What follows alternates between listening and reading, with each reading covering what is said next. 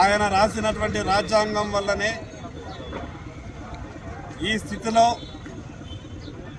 అందరం మనం ఉండగలిగినామంటే ఆయన రాసిన రాజ్యాంగం యొక్క ఫలితమే. ఇంకా పూర్తి ఫలాలు అందాల్సినటువంటి అవసరం ఉంది.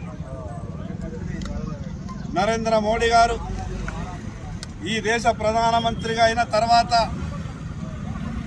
ప్రపంచంలో అంబేద్కర్ గారు నివసించినటువంటి నివాసాలు కానీ మిగతా కార్యాలయాలు కానీ ప్రభుత్వ ఆధీనంలోకి తీసుకొని గొప్పగా అభివృద్ధి చేస్తూ